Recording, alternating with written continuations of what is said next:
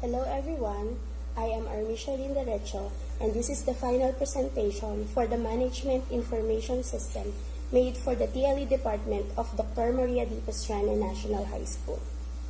This project is an e-course filtering enrollment system made for the incoming grade 9 student of the said school. Now let us have a brief background about the project.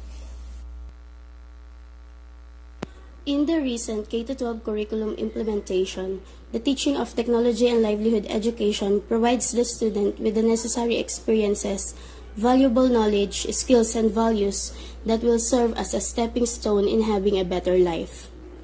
As shown in the conceptual framework of teaching technology and livelihood education, it encompasses the field of home economics, industrial arts, agri-fishery arts, and information communication and technology. The different TLE courses can be categorized under any of these fields. TLE as a course has two streams, TR-based TLE and the entrepreneur-based TLE, and every school has a choice as to which stream to offer with consideration for the faculty, facility, and resources. The technology and livelihood education is one of the subjects offered at Dr. Maria D. Pastrana National High School in compliance to the K-12 basic education curriculum. This subject caters 16 mini courses and were introduced in grades 7 to 8 as an exploratory subject that serves as an introductory skill in preparation for their specialized subject in grade 9 and 10. The grade 8 student chooses the specialization course that they are going to take in their grade 9 up to grade 10. The process of choosing the specialization course was carefully explained by their subject teachers, and they were expected to choose the subject that interests them the most down to the list they wanted. The manual enrollment process were in a form of pen and paper. Basically, a student in grade 8 are introduced to the subjects offered in grade 9, and they are tasked to write down the subject that interests them the most and note another subject for their second choice. Then, the answer from all the grade 8 students are collected and the teacher in charge sort them manually. This type of enrollment eats up time and effort of the teachers in charge instead of focusing on their teaching task. Some other problems arises as the number of students in the school increases. The department decided to make a necessary change to provide a better intervention to this manual enrollment system.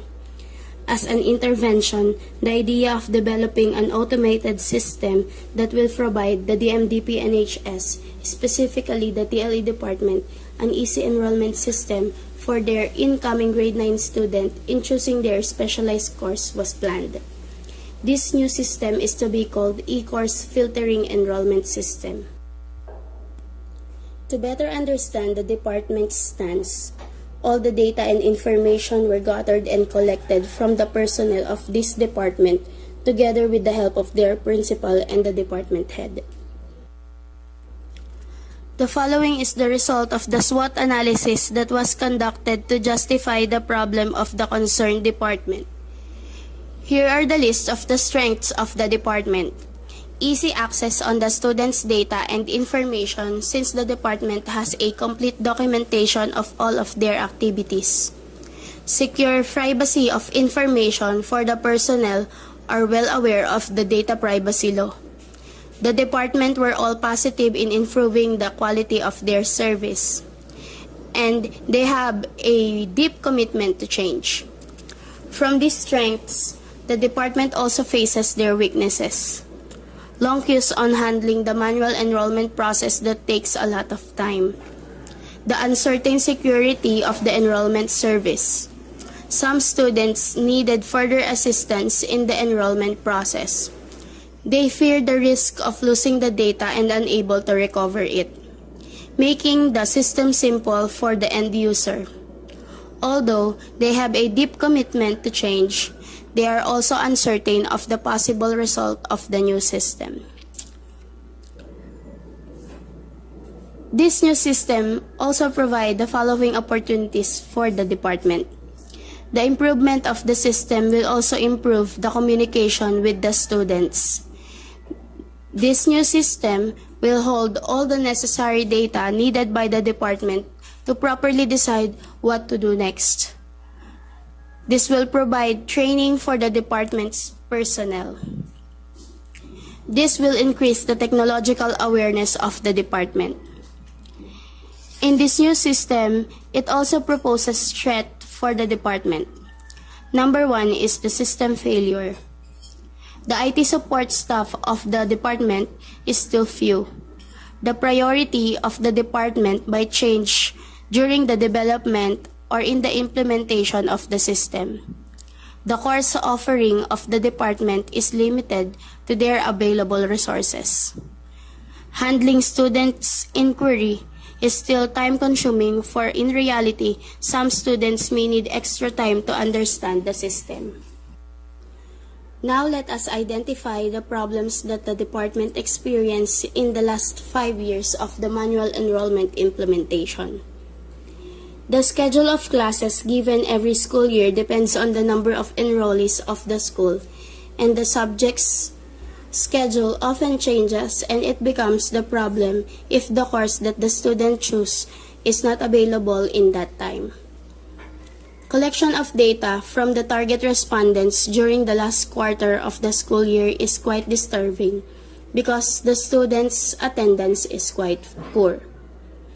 Sorting and distribution of students' choice takes a lot of time.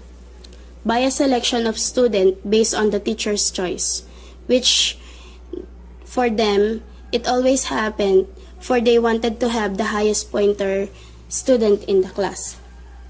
The specialized subject offered are limited to the department's available resources. Students' preferred choice are often affected by the choice of their friends. Unequal number of students per specialization, which is the ideal class size per session is 1:45. Course shifting within the school year because they realize that the course that they choose was not meant for them. The scope of this project is limited to the automated enrollment and filtering of courses based on the student's TLE class schedule. The following are the objectives. The new automated system should verify if the student is enrolled in the school based on their learner's reference number and the class advisor. Provide option for the student to proceed to their preferred course in TLE or take a pre-assessment to make a better decision on what course to take before proceeding in the enrollment. Show courses available for the given time schedule and provide a second option just in case the selected course is already full.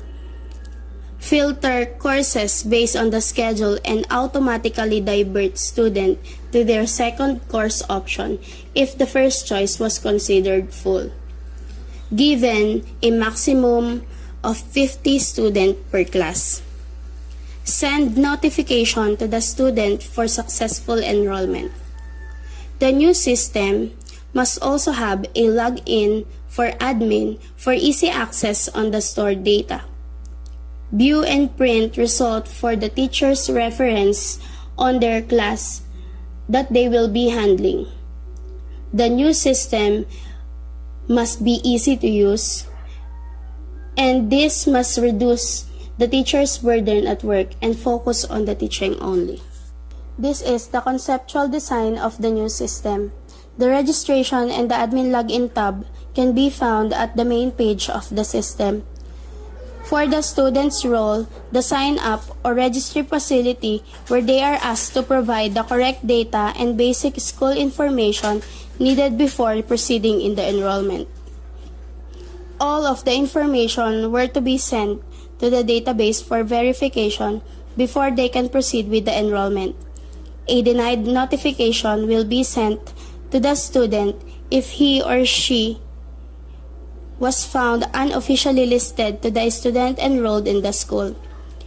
he may be asked to review the details provided and try again. In the enrollment process, the student may opt to choose between taking a pre-assessment or may skip the pre-assessment and proceed to the selection of course based on the given schedule and will be saved to the database. The system will filter courses based on the schedule and automatically divert the student to their second choice if the first choice was considered full, giving a 50 maximum student per class.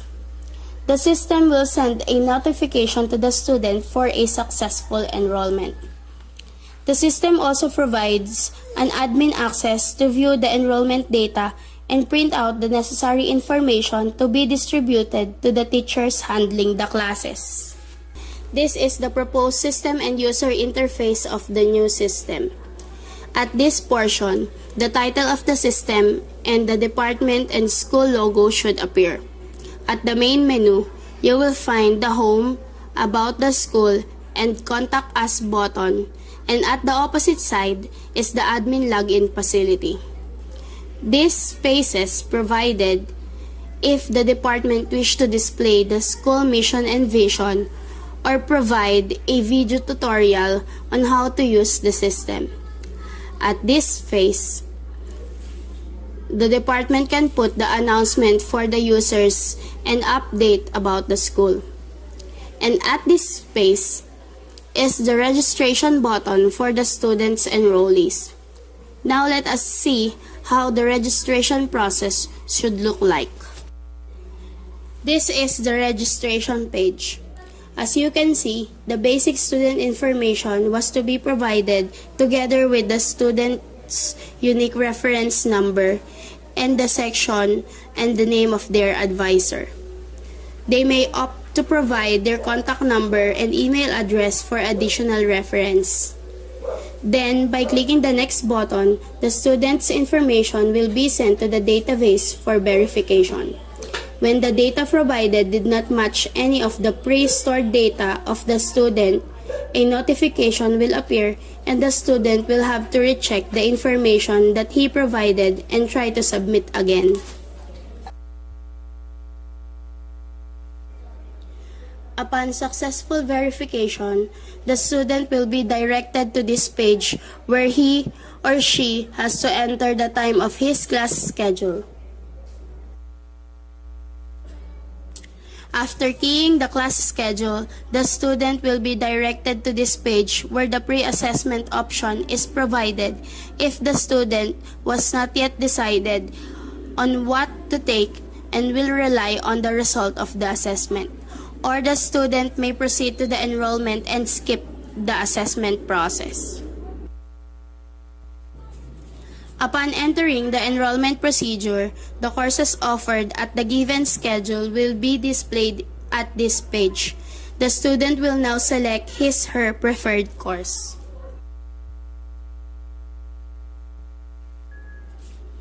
Next will be the option for their second choice. Just in case the first selected course is already full, for it is not advisable to have an overloading of classes. A successful notification will pop up if the enrollment was successfully saved. And that is all for the student role. Now let us see how the admin page looks. Click on the admin facility and then proceed to the login. Key in the username and password uniquely provided only for the designated admin of the system. The data from the student should be reflected at this page where the percentage and number of students enrolled in the course was displayed in a graphical representation. The admin also have the access to view the individual result of the enrollees in each course and have the authority to print the result to be handed down to the teachers handling the courses. Now let us have the implementation plan and schedule. The Gantt chart shows the schedule of tasks in the development and project implementation. This is the schedule given by the department. The new system was planned and started last January this year. At this point, we are done with the design and is ready for the actual development of the system. Talking about the future plans about this project, at this point, where all the necessary information were discussed and planned, I think our department will pursue the development of the project and hopefully implement the new system in line with the schedule set for this, which is within the first quarter of the school year. Although the development of the project requires a lot of time, I think the department is willing to adjust the schedule and the set implementation date just to make sure that the system is fully functional before introducing it to the users. From the responses that I received from the department, this project will make a great impact on the process of organizing the enrollment procedures because the enrollees this year had gone beyond the expected number of students. This is the time to continue what we already started and live the life of the 21st generation.